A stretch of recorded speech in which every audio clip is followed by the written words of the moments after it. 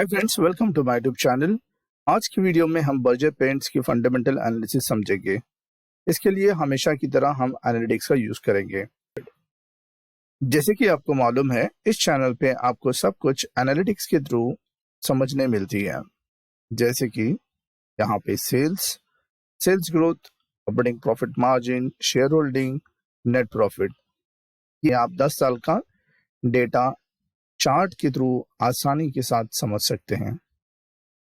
तो इससे पहले अगर अभी तक आपने चैनल को सब्सक्राइब नहीं किया है तो चैनल को सब्सक्राइब कर दें और बेल आइकॉन को हिट कर दें। इस वीडियो को लाइक जरूर से कर दें।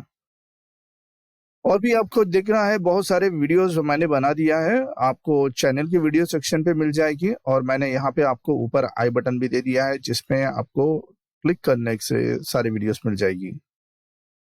अब जानना चाहते हैं कि इस कंपनी में अगर 10 साल पहले आपने 10,000 इन्वेस्ट किए होते तो आज उसकी अमाउंट कितनी बनी होती। इसके लिए आपको वीडियो एंड तक देखना होगा। चलिए वीडियो में आगे बढ़ते हैं और एनालिसिस शुरू करते हैं। बर्जर पेंट स्टार्ट हुआ था इंडिया में 1923 में और इसको हो चुके हैं 100 इयर्स। अगर आप देखा जाए तो ये सबसे बहुत पुरानी कंपनी है, क्योंकि ये कंपनी इंग्लैंड में स्टार्ट हुई थी 1760 में।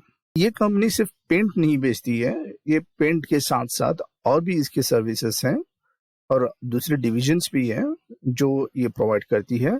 अगर प्रोडक्ट्स की बात कर लेते हैं तो इंटीरियर और exterior wall coatings, do it yourself would finishes, under quotes, water proofing solutions जैसे प्रोवाइड करता है।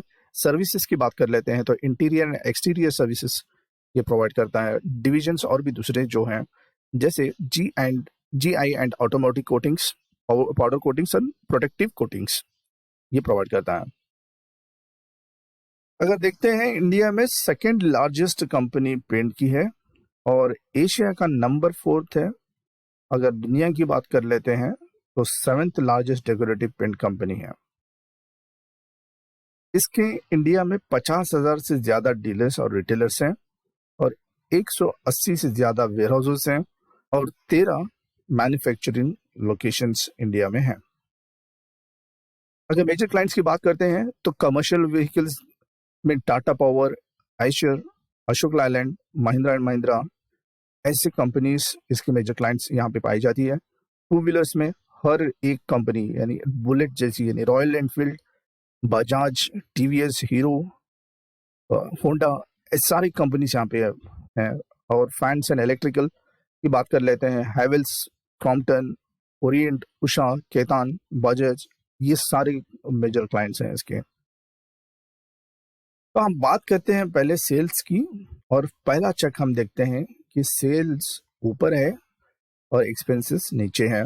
और दूसरा चेक ये देखते हैं सेल्स और एक्सपेंसेस में दोनों के बीच में गैप है या नहीं। यहाँ देख सकते हो आप 10 सालों में भी आपको गैप नजर आ रही है और 2019 के बाद आप देख सकते हैं गैप बढ़ते हुए नजर आई है। तो ये जितना बढ़ रही है कंपनी उतना ज्यादा प्रॉफिट बना रही है।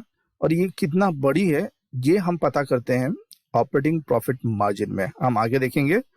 उससे पहले हम देखते हैं दूसरा चेक हम कर लेते हैं। ये है सेल्स नीचे से ऊपर की तरफ गया है। हाँ, बिल्कुल भी गया है। यहाँ थोड़ा सा आप देख सकते हैं कि थोड़ा सा यहाँ पे धीमे हुआ है, लेकिन उसके बाद आप देख सकते हो कि लगातार कंपनी ने अपने सेल्स को बढ़ाया है। तो ये हर साल सेल्स कितना बढ़ रहा है ये हम पता करेंगे सेल्स ग्रोथ से। और यहाँ देख लेते हैं कि अगर पिछले साल से इस साल अगर सेल ज्यादा हो तो पॉजिटिव नंबर मिलेगा, अगर कम हुआ है तो नेगेटिव नंबर मिलेगा। तो हम लेफ्ट साइड के चार्ट में ईयरली सेल्स ग्रोथ की बात कर लेते हैं। टारगेट लाइन है हमारा 10% का और यहाँ देख सकते हो आप पिछले 5 सालों में अगर देखेंगे 2 टाइम आप देख सकते हो यानी 10% से नीचे है और बाकी आप देख सकते हो वो ऊपर है। और हाईएस्ट की बात कर लेते हैं तो 29% का ईयरली सेल्स ग्रोथ की यहाँ पे 22 में दिखा रहा है।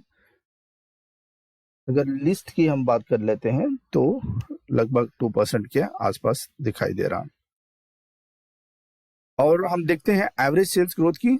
यहाँ देख सकते हैं 10% की अपने टारगेट लाइन है, और 10 इयर्स का अगर एवरेज लेते हैं तो 11% है, और 5 इयर्स का अगर एवरेज लेते हैं तो 13% है, और 3 सालों का अगर देते हैं तो 13% है।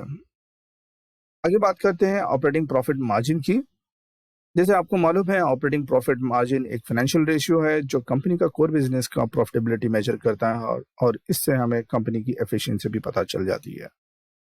और ये ऐसा टूल है जो कॉम्पिटिटर की भी एनालिसिस आप यहाँ पे कर सकते हैं। तो आई बटन को ऊपर क्लिक करें और इसका कॉम्पिटिटर की भी आप यहाँ एनालिसिस देख सकते हैं। हम देखेंगे yearly operating profit margin 10 years का, और देखते हैं हमारे टारगेट लाइन है 15% की।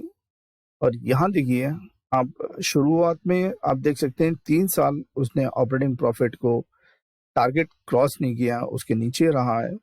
और उसके बाद आप देख सकते हो लगातार वो 15% के ऊपर ही परफॉर्म किया है, और सबसे हाईएस्ट ऑपरेटिंग प्रॉफिट मार्जिन 17% की है। अब वापस ये नीचे की तरफ आते हुए नजर आ रही है। और एवरेज ऑपरेटिंग प्रॉफिट मार्जिन की ग्रोथ की बात कर लेते हैं तो 10 सालों का अगर हम देखेंगे तो 15% के ऊपर है। अब 5 सालों का अगर हम देखते हैं तो 16% की है, और 3 सालों की बात करते हैं तो 16% की है। तो अभी तक आपने चैनल को सब्सक्राइब नहीं किया है तो प्लीज चैनल को सब्सक्राइब कर दें। और मुझे लगता है अगर आपको ये वीडियो पसंद आ चुकी है तो अभी तक आपने लाइक बटन को क्लिक नहीं किया है तो प्लीज आप लाइक को क्लिक कर दें, इससे मुझे मोटिवेशन मिलती है। तो वीडियो में आगे बढ़ते हैं, और यहाँ हम डिस्कस करेंगे प्रॉफिट एंड लॉस की एक इनकम स्टेटमेंट, जिसमें कंपनी की इनकम और खर्च दोनों को बताया जाता है। और इसके बाद इससे हमें पता चल जाता है कि कंपनी क्या प्रॉफिट में है या लॉस में है। तो हम देखेंगे इस कंपनी का सेल्स और ये एक्सपेंसेस, इसके जाने के बाद ये ऑपरेटिंग प्रॉफिट यहाँ पे रहा है। सारे टैक्सेस जाने के बाद ये बना नेट प्रॉफिट। यहाँ हमें देखना होगा कि कंपनी नेट प्रॉफिट बना रही है या नहीं है। पहला चेक यहाँ हमने देख लिया, तो कंपनी पिछले 10 सालों में भी नेट प्रॉफिट बनाई है। और दूसरा चेक हमें ये देखना है, क्या कंपनी नेट प्रॉफिट ग्रोथ कर रही है नहीं। यहाँ देख सकते हो आप, कंपनी का नेट प्रॉफिट लगातार हर साल ग्रो हुआ है। यहाँ देख सकते हैं 2017 में प्रॉफिट अच्छा था, और 18 में थोड़ा सा 2017 के मुकाबले में कम हुआ है, लेकिन 19 में वापस उसने अपनी रफ्तार पकड़ ली है। इस तरीके से बाकी हर साल में अपनी प्रॉफिट नेट प्रॉफिट ग्रोथ यहाँ पे देखने को मिल रही है। अब ये नेट प्रॉफिट करने वाली क्या है ये भी हम देख लेते हैं। ये हो सकता है कंपनी नेट प्रॉफिट अपने खुद बिजनेस में लगाएगी, अपने एक्सपेंशन करेगी, अपने प्रोडक्ट्स बनाएगी, नए प्रोडक्ट्स बनाएगी, या फिर डिविडेंड्स को देगी, या कंपनी का अगर डेट है तो उसको कम करेगी, रिजर्व्स है तो उसको बढ़ाएगी, या फिर दूसरे कंपनीज को एक्वायर कर सकती है। तो पहले हम देख लेते हैं रिजर्व्स और बोरिंग्स की हम बात करेंगे। तो रिजर्व्स कंपनी किस तरीके से बढ़ाई है, यहाँ देखिए आप लगातार रिजर्व्स बढ़ते हुए नजर आ रहे हैं। कंपनी के पास 3,800 से ज्यादा करोड़ का रिजर्व्स यहाँ पे 2022 में है। और अगर डेट की बात कर लेंगे तो कंपनी के पास 1,000 तक यहाँ पे डेट नजर आ रहा है। यही चीज हम परसेंटेज से हम समझ लेंगे तो कंपनी के पास डेट और रिजर्व्स की परसेंटेज कितनी है। 79% कंपनी के पास रिजर्व्स हैं, और 21% के आसपास आप देख सकते हैं कि कंपनी के पास डेट है। आगे बात कर लेते हैं कैश फ्लो। कैश फ्लो में हम यहाँ एक चेक करेंगे कि ऑपरेटिंग कैश को जोड़ लेते हैं कैश फ्रॉम इन्वेस्टिंग से, और इससे अगर हमें नेगेटिव नंबर मिल रही है तो ये कंपनी के लिए ठीक नहीं है। अगर पॉजिटिव नंबर आ रहा है तो कंपनी के अंदर री इन्वेस्टिंग हो रही है, ये हम पता कर सकते हैं।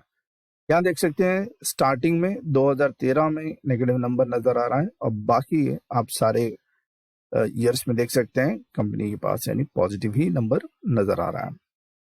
आगे बढ़ते हैं और रेशियो में देखते हैं रिटर्न एंड कैपिटल एम्प्लॉयड।